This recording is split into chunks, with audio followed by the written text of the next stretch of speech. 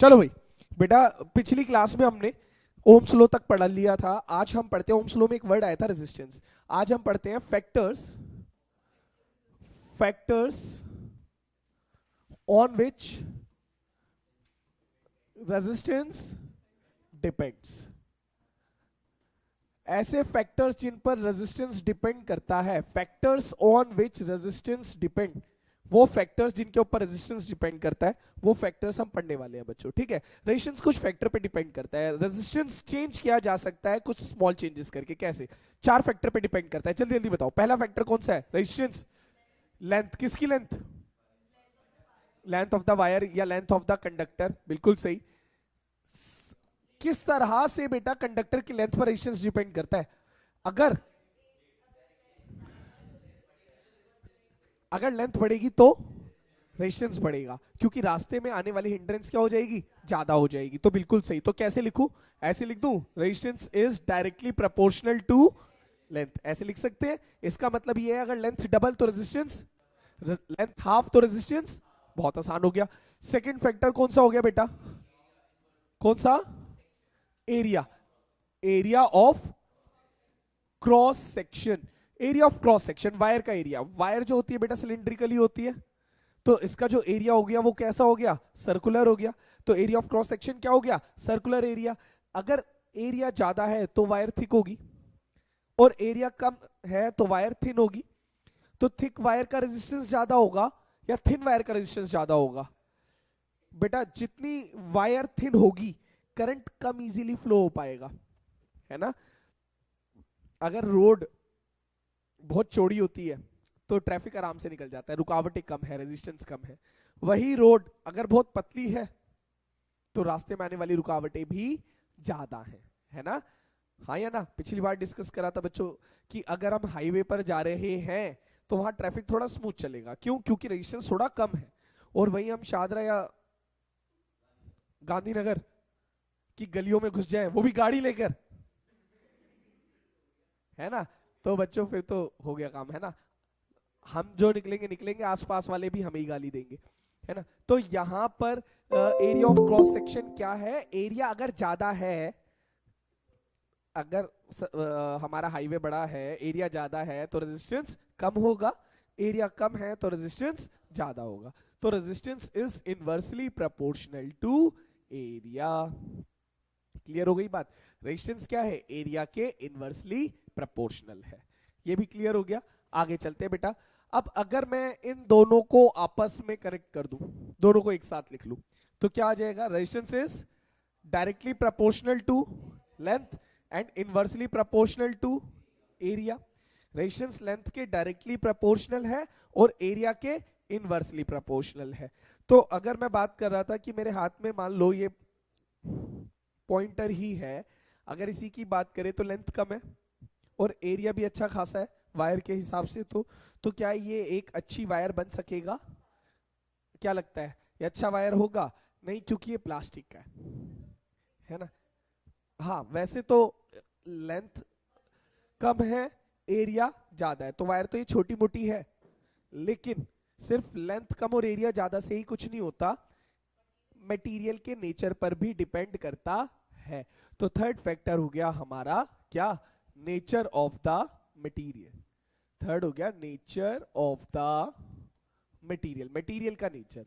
अब मटेरियल के नेचर को क्या कहा जाता है? मटेरियल के नेचर को भी एक टर्म बेटा, मटेरियल का नेचर मेजर किया जा सकता है। जैसे मैंने कहा, हमारा नेचर तो मेजर नहीं किया जा सकता, पर उस कंडक्टर का, उस वायर का या किसी भी मटेरियल का नेचर हम मेजर कर सकते हैं। इसे बोलते हैं रेजिस्टिविटी। क्या बोलते हैं? Resistivity. What is resistivity? Resistivity is defined as the nature of the material. इसे रेजिस्टिविटी बोलते हैं। ठीक है, रेजिस्टिविटी को हम किससे दिखाते हैं? अलग से ही सिंबल है, ये रेजिस्टिविटी का सिंबल है, इसको बोलते हैं रो। क्या बोलते हैं इसको? रो, RHO, रो। ठीक है, ये एक ग्रीक लेटर है। तो आर, ये हो गया रो। अब इसको फॉर्मूले में फिट करते हैं। जब भी डायरेक्टली प्रोपोर्शनल का साइन हटता है बच्चों, तो कोई कांस्टेंट आता है, और यहां पर कांस्टेंट क्या है? नेचर ऑफ द मटेरियल, यानी कि रो। तो फॉर्मूला क्या बन गया? R equals to rho L by A. Rho ले, आर क्या है, what is are?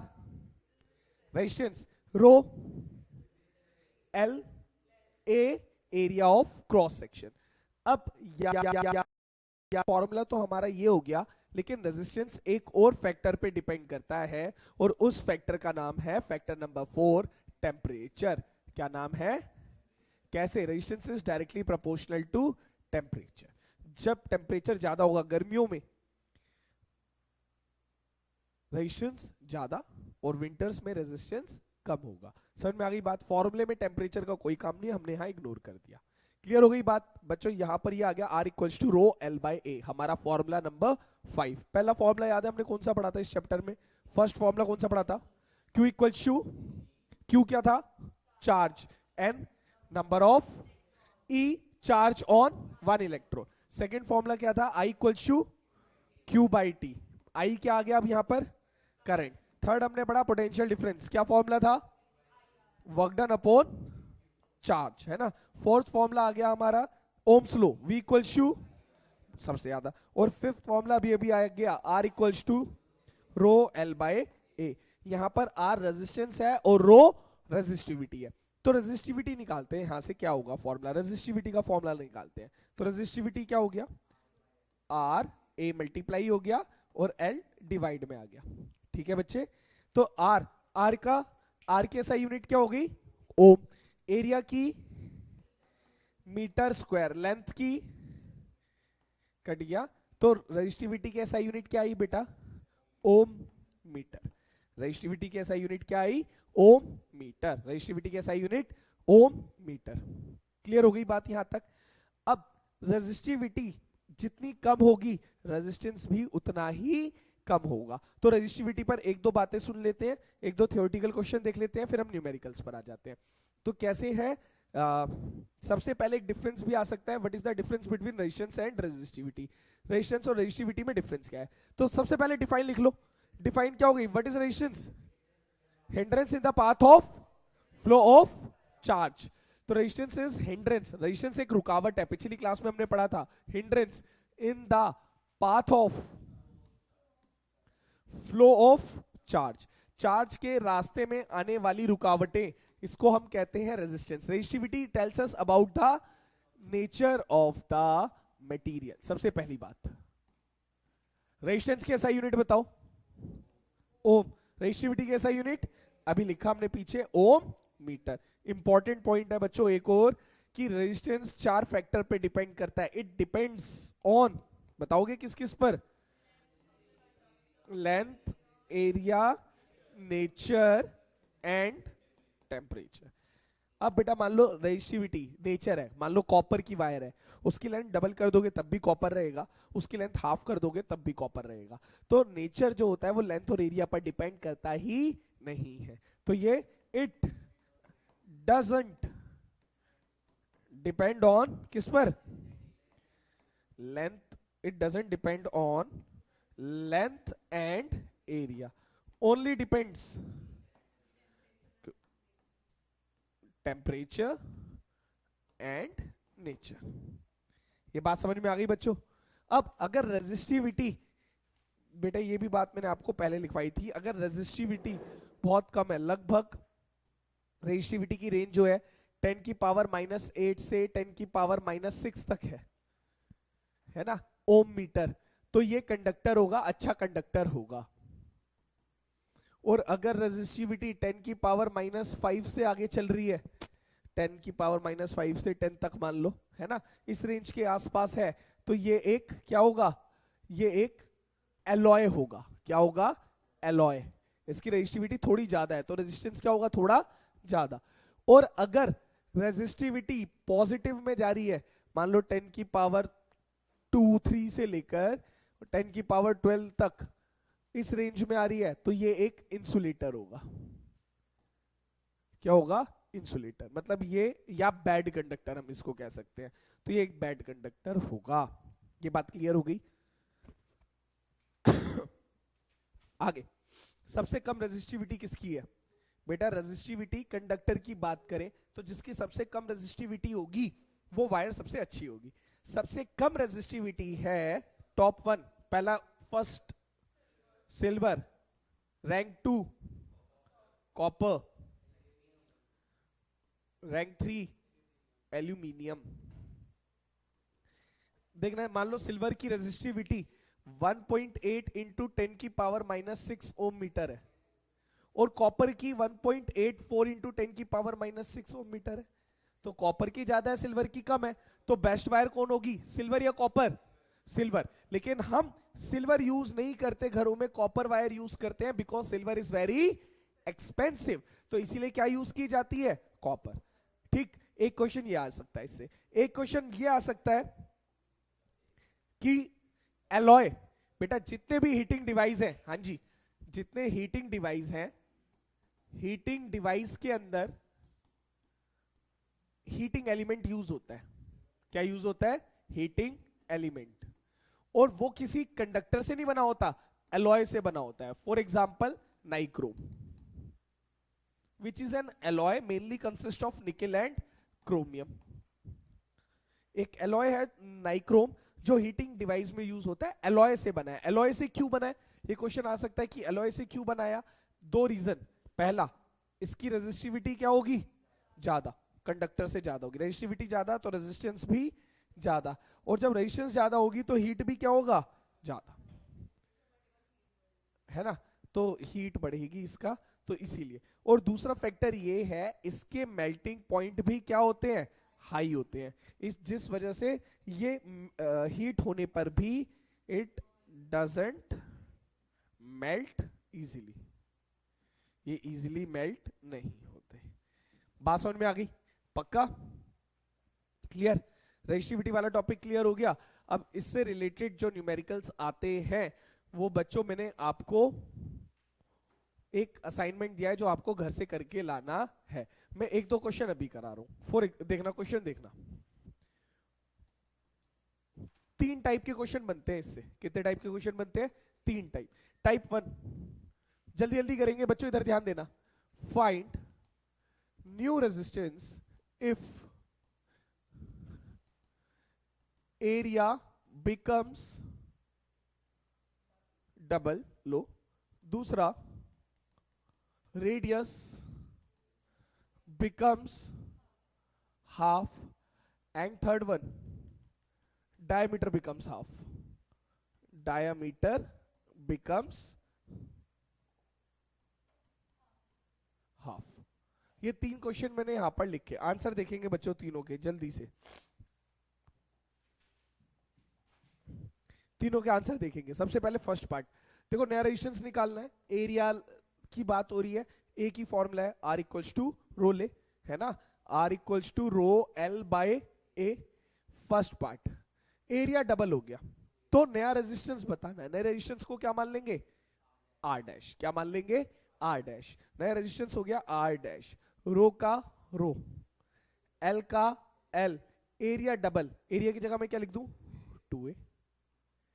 Row L by ए कितना होता है, आर, तो कितना आ गया, आर बाय 2, आर बाय 2। समझ में आ गई बात। सेकेंड पार्ट देखते हैं, रेडियस बिकम्स हाफ। अब रेडियस तो है ही नहीं फॉर्मूले में, एरिया को खोल दे, क्या हो जाएगा बेटा, एरिया को खोल देंगे तो R equals to rho L by A, मतलब pi R square. R dash कितना हो गया, रेजिस्टिविटी सेम, लेंथ भी सेम, पाई भी सेम, रेडियस क्या हो गई, हाफ, यानी क्या लिख दूं, R square by 2, R by 2 whole square. क्या लिखूंगा, R by 2 whole square, rho L by pi R square by 4, 4 ऊपर चला गया, 4 rho L by pi R square, और rho L by pi R square की जगह क्या आ गया, आर, 4 आर। क्लियर, सिंपल था बच्चों ये भी। थर्ड पार्ट देखते हैं इसका। डायमीटर क्या कर दिया बेटा थर्ड पार्ट में, half. In third part diameter becomes half. बेटा डायमीटर हाफ का मतलब होता है रेडियस हाफ, कंफ्यूज मत होना, ना तो डायमीटर घुसाने की कोशिश करना आप अपने फॉर्मूले में। मैं बस यहां पर एक पॉइंट लिख रहा हूं, if diameter becomes half then radius also becomes अगर डायमीटर हाफ है तो रेडियस भी हाफ होगी। आई रिपीट, अगर डाया हाफ है तो रेडियस भी हाफ होगी, और रेडियस हाफ वाला हमने सेकेंड पार्ट कर दिया, तो यानी सेम हो गया, सेम आंसर आएगा 4r। समझ में आ गया? डायमीटर हाफ, तो डायमीटर सोचना ही नहीं, रेडियस हाफ। क्लियर? और रेडियस हाफ ये ना अभी तो करा था हमने, है ना? आगे चले, टाइप 2। हाँ, डायमीटर का हाफ रेडियस होता है, मैंने कहा ये मत करना, ये जब वैल्यू आए ना तब करना। देखो समझना, डायमीटर कोई ले लो, मान लो 20 है, इसका हाफ कर दे बच्चे, कितना आ जाएगा? 10। रेडियस निकाल, अगर डायमीटर 20 है तो रेडियस कितनी होगी? 10। इसका हाफ कितना हो जाएगा? देख, डायमीटर हाफ हो रहा है तो रेडियस भी क्या हो रहा है? हाफ ही हो रहा है ना, तो आंसर सेम आएगा। अगर डायमीटर हाफ हो रहा है तो रेडियस भी क्या हो रहा है? हाफ। तो आप अगर क्वेश्चन लिखा है डायमीटर बिकम्स हाफ, आप कट करके लिख लेना, it also means radius becomes half. Done? पक्का? चलो टाइप 2 देखते हैं।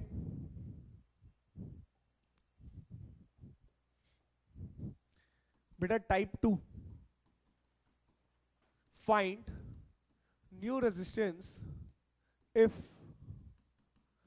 wire is stretched to twice of its length। एक और पार्ट ले लेते हैं, wire is folded to half of its length। बेटा थोड़ा सा फर्क है पिछले क्वेश्चन और इस क्वेश्चन में, ठीक है? ध्यान से देखना आंसर। सबसे पहले ऑब्वियसली क्वेश्चन पढ़ते ही आपको फॉर्मूला पता चल गया, कौन सा लगेगा? Rho L, R equals to rho L by A, ठीक है? First part, R dash, resistivity same है, वायर को स्ट्रेच करके डबल कर दी लेंथ, पहले L थी, अब कितनी हो गई बेटा? 2L। लेकिन बिल्कुल सही, जब वायर को स्ट्रेच करा है, अगर वो कहता wire is become twice of its length, तो हम पिछले क्वेश्चन की तरह था, L को 2L कर देते, आंसर खत्म। लेकिन यहां पर उसने वायर को स्ट्रेच करा, जब वायर को खींचेंगे लेंथ तो डबल हो गई, एरिया तो कम हुआ होगा। अलग से वायर लाकर तो ऐड नहीं करी, लेंथ उसने वायर को खींचा है, खींचने से क्या होगा? रबर बैंड को खींचो, पतली होगी नहीं होगी? तो वायर को जब खींचा गया, अगर लेंथ डबल हो गई तो एरिया क्या हो जाएगा? Half. Length 3 times area A by 3। जितनी लेंथ जितने टाइम्स बढ़ेगी एरिया उतने टाइम्स कम हो जाएगा। अगर लेंथ हाफ हो जाएगी तो एरिया डबल हो जाएगा। समझ में आ गई बात? यहां पर लेंथ डबल हुई तो एरिया क्या हो जाएगा? हाफ, यानी A बाय 2। 2 पर ले जाओ, 2 2 सा 4 रो L बाय A, कितना आ गया? 4R। बात समझ में आई? सेकेंड पार्ट देखते हैं बच्चों इसका। Wire is folded to half of its length, wire थी हमारी, उसको फोल्ड करके हाफ कर दी लेंथ में, ठीक है? पहले कितना था wire? R equals to rho L by A, R dash rho का रो फोल्ड कर दी, यानी लेंथ क्या हो गई? हाफ। पहले L थी तो अब कितनी हो गई? हाफ, यानी L बाय 2। अब बच्चे जब वायर को उसने हाफ करा तो एरिया क्या होगा? डबल हो जाएगा ना। मान लो ये वायर की, इधर से देखना, ये वायर की लेंथ है, जब मैं इसको हाफ कर दूंगा, लेंथ को हाफ फोल्ड करके, तो एरिया क्या हो जाएगा? इसका डबल हो जाएगा, हाँ या ना? है ना? तो लेंथ हाफ तो एरिया डबल, तो लेंथ हाफ हो गई, एरिया क्या हो गया? डबल, यानी A था, अब कितना हो गया? 2A, rho L by 4A, R by 4। Clear? पक्का? लास्ट टाइप 3 असाइनमेंट में से दे रहा हूं, क्वेश्चन नंबर 1 कर लिया? डायरेक्ट बच्चों टाइप 3 कोई भी आ सकता है, जैसे a copper wire of length 10 metre, एक कॉपर वायर है, लेंथ 10 मीटर, एरिया 1.5, वैल्यू वाला क्वेश्चन आ जाए। रेजिस्टेंस 5 इंटू 10 की पावर -2 ओम, फाइंड रेजिस्टिविटी। सबसे पहले देख लो सब SI यूनिट में है या नहीं है। 10 मीटर बढ़िया। एरिया मीटर स्क्वायर, सही है। रेजिस्टेंस ओम, बढ़िया। रो निकालना है। रो का फॉर्मूला, आर का formula rho L by A. Rho का फॉर्मूला क्या हो गया, R A by L. R कितना, 5 इंटू 10⁻⁻²। एरिया कितना, 1.5 इंटू 10⁻। लेंथ कितनी, 10। ठीक है। ऊपर क्या बचा, 1.5 इंटू 10⁻⁻8।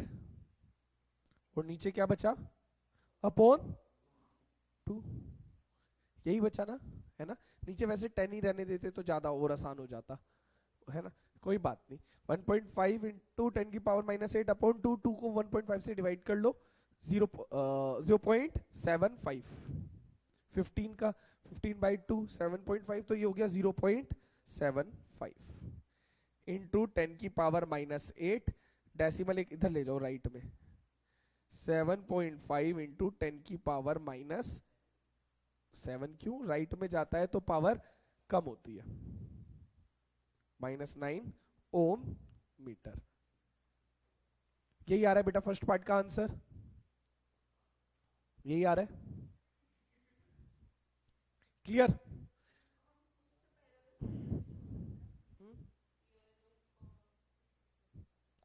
बेटा समझ में आ गया आप लोगों को, न्यूमेरिकल समझ में आ गए, रेजिस्टिविटी वाला टॉपिक समझ में आ गया।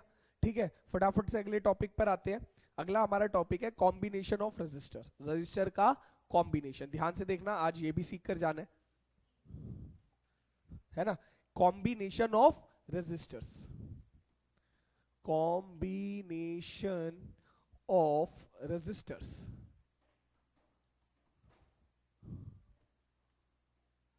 रजिस्टर्स का कॉम्बिनेशन। अब रजिस्टर दो तरह से कंबाइन किए जा सकते हैं बच्चों, एक सीरीज में और दूसरा पैरेलल में। तो सबसे पहले रजिस्टर्स को दो तरह से कंबाइन किया जा सकता है, एक तो सीरीज में कंबाइन किया जा सकता है, दूसरा पैरेलल में कंबाइन किया जा सकता है। तो सबसे पहले सीरीज कॉम्बिनेशन हम यहां पर देख लेते हैं, दोनों इधर ही बना दूंगा मैं। सीरीज कॉम्बिनेशन यहां पर इस तरह से 1 2 3 तीन रजिस्टर लगा दिए सीरीज में, R1 R2 R3। क्या लग गई, बैटरी, पॉजिटिव नेगेटिव। यहां पर लग गया एमीटर, पॉजिटिव नेगेटिव। यहां से जा रहा है करंट आई, यहां से करंट क्या जा रहा है, आई। ये करंट घूम गया आई, इसमें करंट कितना है आई। बेटा एक बात ध्यान रखना, आपका कभी गलत नहीं होगा, इसमें पोटेंशियल डिफरेंस जो क्रिएट कर रहा है वो कर रही है बैटरी, तो ये मान लो V प्रोवाइड कर रही है। एक बात ध्यान रखनी है, सीरीज सर्किट में आपका न्यूमेरिकल, आपके डेरिवेशन कंसेप्ट सब क्लियर हो जाएंगे, सब हो जाएंगे।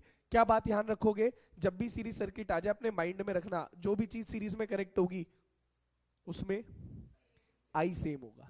सीरीज में क्या सेम होगा, आई सेम होगा। और V क्या हो जाएगा, डिवाइड। V क्या हो जाएगा, डिवाइड। तो याद रखना बच्चों, सीरीज सर्किट में आई हमेशा सेम होगा और V हमेशा डिवाइड हो जाएगा।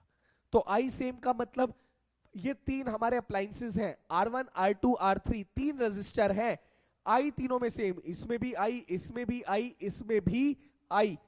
लेकिन V जो इसने प्रोवाइड करा था वो इन तीनों में डिवाइड हो जाएगा। इसमें V पहुंचा V1, इसमें पहुंचा V2, इसमें पहुंचा V3। तो V हो गया डिवाइड, I रहा सेम।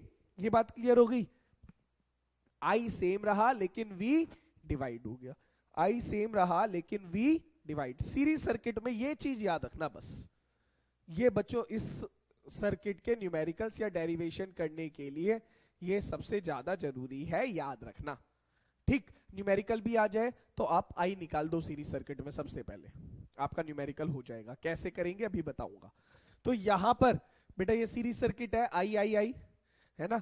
ये जो है कौन सा सर्किट है, series circuit, current same, I I I, voltage divide, V1 V2 V3। Total voltage कितनी हो गई जल्दी बताओ, टोटल वोल्टेज,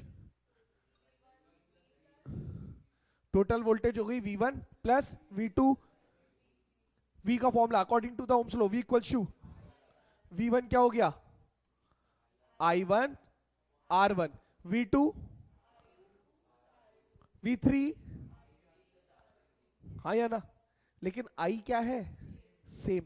तो यहां पर IR, I1 भी I है, I2 भी I है और I3 भी I है। कुछ कॉमन आ रहा है, हाँ कुछ कॉमन आ रहा है, I कॉमन आ गया, R1 plus I2 plus R3, I से I कैंसिल हो गया, खत्म। तो सीरीज सर्किट में रजिस्टर सिंपल ऐड हो जाते हैं, R1 plus R2 plus R3, और है तो और ऐड कर लो, क्या दिक्कत है। सीरीज सर्किट में रजिस्टर सिंपल ऐड हो जाते हैं। क्लियर, कैसे हो जाते हैं, क्यों हो जाते हैं, हमने कर लिया। आपको ये बात ध्यान रखनी है, इसमें वोल्टेज डिवाइड हो जाती है, हर किसी की वोल्टेज अलग अलग है। मेजर करने के लिए आप अलग अलग वोल्ट मीटर भी लगा सकते हो। वो वोल्ट मीटर कैसे लगता है, पैरेलल में, और एमीटर कैसे लगता है, सीरीज में। क्लियर हो गई बात, आगे बढ़े, पैरेलल सर्किट पर आ जाए एक बार फटाफट से। पैरेलल सर्किट बनाते हैं बेटा। पैरेलल सर्किट की अगर हम बात करें तो पैरेलल सर्किट में उल्टा होता है, क्या उल्टा होता है, R1, R2, R3।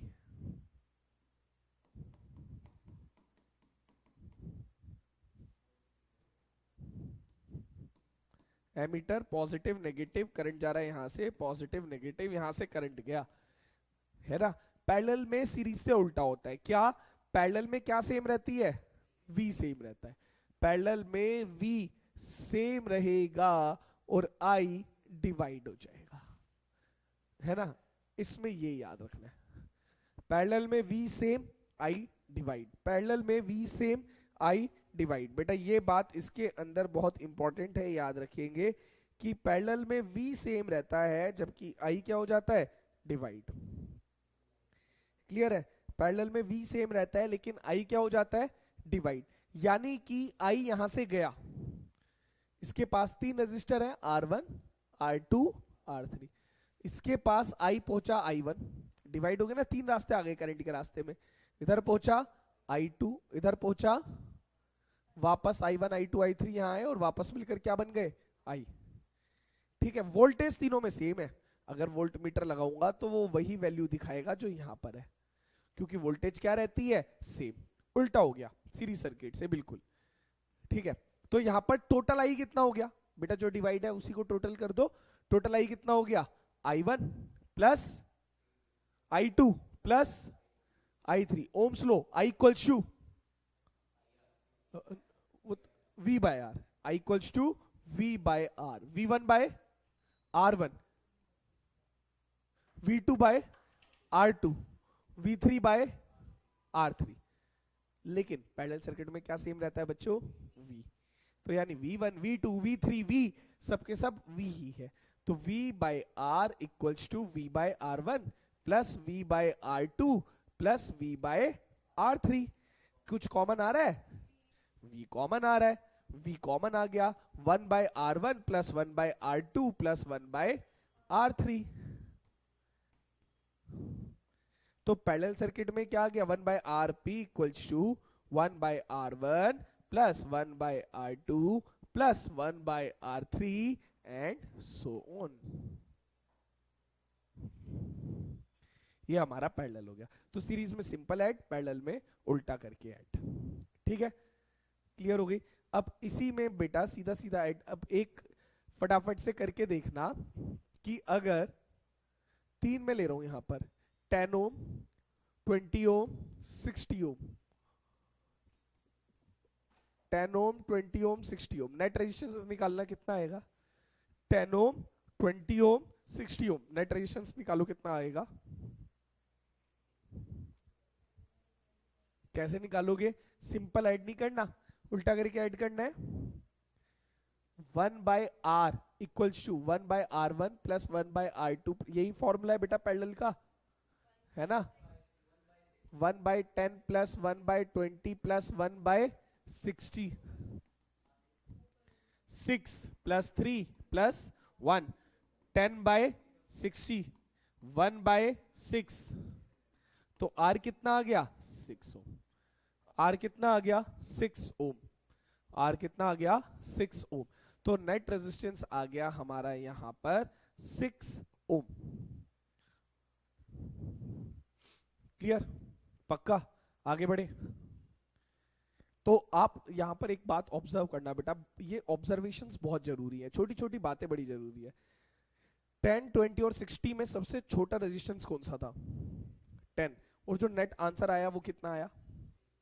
यानी जो हमारा आंसर आता है ना पैरेलल में, वो सबसे छोटे रेजिस्टेंस से भी कम आता है। तो पैरेलल सर्किट में रेजिस्टेंस क्या हो जाता है? कम हो जाता है। और रेजिस्टेंस कम होगा तो करंट क्या होगा? हमेशा ज्यादा। तो सबको ज्यादा करंट मिलेगा। ये बात क्लियर हो गई है ना? अब यहीं पर क्योंकि हमने सीरीज और पैरेलल दोनों बना लिए, तो कुछ हमारे घरों में कौन सा सर्किट लगता होगा, सीरीज की पैरेलल? Parallel circuit.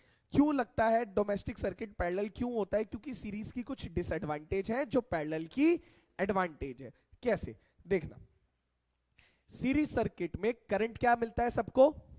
चाहे एसी हो चाहे चार्जर हो, सबको करंट सेम ही देगा। ये क्या सबको सेम करंट चाहिए? नहीं चाहिए। तो ये गड़बड़ है, गलत है। पर सीरीज में ऐसा ही होता है। वोल्टेज क्या हो गई सीरीज में? जबकि पोटेंशियल डिफरेंस सबको क्या चाहिए होता है? सेम। इंडिया की बात करें तो सारे अप्लायंस एक ही वोल्टेज पे काम करते हैं, वो है 220 वोल्ट, है ना? तो एक डिसएडवांटेज ये हो गई, दूसरी डिसएडवांटेज ये हो गई। थर्ड डिसएडवांटेज, टोटल रेजिस्टेंस क्या हो गया? ऐड बहुत ज्यादा हो गया। रेजिस्टेंस ज्यादा होगा तो करंट क्या हो जाएगा? कम। तीसरी डिसएडवांटेज। तो ओम्स लॉ याद रखो, V इक्वल्स टू IR। तीनों डिसएडवांटेज है। V divide, I same disadvantage, R ज्यादा हो गया, करंट कम हो गया, तीसरी डिसएडवांटेज। चौथी डिसएडवांटेज, अगर बेटा यहां देखना, अगर एक खराब हो जाए, मान लो एक खराब हो गया, सर्किट ओपन हो गया, है ना, बाकी भी काम नहीं करेंगे, बाकी भी काम नहीं करेंगे। तो और मजे की बात यह, हमें पता नहीं चलेगा खराब कौन सा हुआ है, क्योंकि काम तो कोई भी नहीं कर रहा। तो सीरीज सर्किट में one appliance stop working then other will also stop, because circuit becomes open, है ना, सर्किट ओपन हो जाता है। इसीलिए सीरीज सर्किट में ये बड़ी डिसएडवांटेज है। दिवालियों पर जब लड़ी लगाई जाती है, दिवाली वाली लड़ियां, उसमें कोई एक बल्ब खराब हो जाए तो लड़ी काम करना बंद कर देती है, क्योंकि वो सारे के सारे बल्ब किसमें कनेक्ट कर देते हैं? सीरीज में। डन। एक और डिसएडवांटेज बच्चों इसकी ये है कि सीरीज सर्किट में हम एक ही स्विच प्रोवाइड कर सकते हैं। कहां लगाओगे? कहीं पर भी लगा लो, एक ही स्विच दे सकते हैं। ऑन सब ऑन, ऑफ सब ऑफ, हम सेपरेट स्विच दे ही नहीं सकते। तो 5 डिसएडवांटेज बताई। पहली डिसएडवांटेज, वोल्टेज डिवाइड हो जाएगी, सेम चाहिए थी। करंट सेम, अलग अलग चाहिए था अगर अप्लायंस अलग अलग है तो। तीसरी डिसएडवांटेज, रेजिस्टेंस ज्यादा हो गया, करंट क्या हो जाएगा? कम, वेस्ट होगा। चौथी डिसएडवांटेज, एक खराब, बाकी भी काम नहीं करेंगे। पांचवी डिसएडवांटेज, स्विच एक होगा, एक ऑन सब ऑन, एक ऑफ सब ऑफ। ये पांचों पैरेलल की एडवांटेज है। कैसे? पैरेलल की एडवांटेज देखना बेटा, ये पांचों मैंने क्या कहा? पैरेलल की एडवांटेज है। कैसे? फर्स्ट, V क्या है? सेम, सेम ही चाहिए थी 220। करंट क्या है? डिवाइड, जिसको जितना चाहिए उतना ले लो। तीसरा, टोटल रेजिस्टेंस, हमने करके देखा बच्चे, टोटल रेजिस्टेंस क्या आता है इसमें? कम। जो सबसे कम था उससे भी कम आया। तो जब रेजिस्टेंस कम है तो करंट क्या होगा? ज्यादा। तीसरी एडवांटेज। चौथी एडवांटेज, अगर एक अप्लायंस खराब हो गया, मान लो ये खराब हो गया, देखते हैं हमारा सर्किट कंप्लीट है या नहीं। यहां से शुरू हुआ, क्या R1 चलेगा? चलेगा पूरा सर्किट। क्या R2 चलेगा? देखते हैं, अरे वाह चलेगा। R3 नहीं चलेगा। तो अगर एक खराब हुआ है तो बाकी काम करेंगे। अब बात आती है स्विच की। हम डिफरेंट स्विच प्रोवाइड कर सकते हैं। कैसे? इसका स्विच मैं यही लगा दूं और ये मैंने ऑफ कर दिया। क्या कर दिया? ऑफ, बाकी ऑन है ना। ये तो एक स्विच कॉमन है ही सभी के लिए, लेकिन मैं इसमें सेपरेट स्विच भी प्रोवाइड कर सकता हूं। किसमें? पैरेलल सर्किट में। बताओ समझ में आ गई बात? तो कौन सा सर्किट अच्छा हुआ, सीरीज या पैरेलल? जो सीरीज की 5 डिसएडवांटेज बताई, वही पैरेलल की 5 एडवांटेजेस हैं। और इससे रिलेटेड हमारे न्यूमेरिकल आते हैं। बेटा मैंने एक वर्कशीट बनाई है, ग्रुप में भेज दी है। ये वर्कशीट आपने करनी है नेक्स्ट क्लास में। ये पूरी वर्कशीट डिस्कस करेंगे। घर से मैक्सिमम 20 क्वेश्चन है, बस, ज्यादा नहीं है। 15 ही है, 15 क्वेश्चन है, ज्यादा नहीं है। मुश्किल से 1-1.5 घंटे में हो जाएगी। आप घर पे करना, जो क्वेश्चन रह जाएंगे वो मैं करवाऊंगा, सिंपल क्वेश्चन है। ओके चलो।